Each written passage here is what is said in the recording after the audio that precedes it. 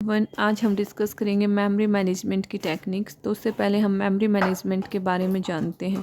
Memory management जो होता है उसका मतलब होता है कि मेमोरी को ऑर्गेनाइज करें ताकि जो है मेमोरी की यूटिलाइजेशन को बढ़ाया जा सके। सभी प्रोग्राम्स के बीच में मेमोरी को एलोकेट करना मेमोरी मैनेजमेंट कहलाता है। हमारे पास मेमोरी मैनेजमेंट की टेक्निक जो है वो दो हैं, contiguous memory allocation, non contiguous memory allocation. तो सबसे पहले डिस्कस करते हैं हम कॉन्टिग्यूअस मेमोरी एलोकेशन। कॉन्टिग्यूअस का मतलब है लगातार मेमोरी को एलोकेट करना, यानी जो इसके अंदर क्या है, each program is loaded in memory location with consecutive address.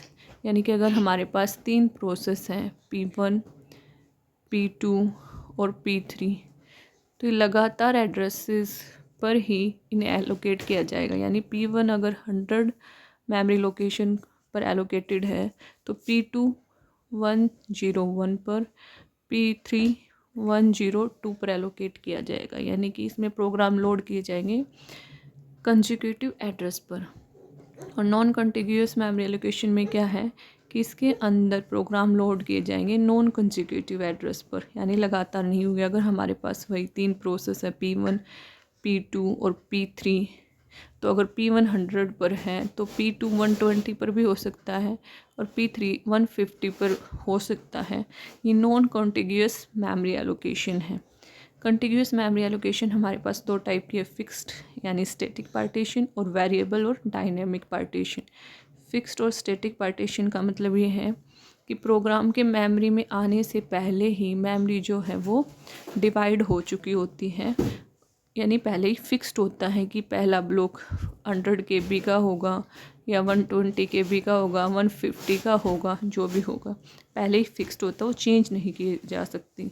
इसके अंदर भी ये 2 टाइप है, इक्वल साइज और अनइक्वल। जो ये 100, 120, 150 पहले से ही फिक्स्ड है, ये इक्वल नहीं है तो ये अनइक्वल। और इसकी जगह अगर ये ब्लॉक सभी के सभी 100 KB के होते तो हो जाती हमारी equal size fixed static partition. अब हम वेरिएबल या डायनेमिक पार्टीशन के बारे में बात करते हैं। इसके अंदर जो है मेमोरी पहले से ही डिवाइडेड नहीं होती, जैसे जैसे प्रोग्राम मेमोरी में आते हैं जितनी उनकी रिक्वायरमेंट होती है उसके हिसाब से मेमोरी एलोकेट हो जाती है।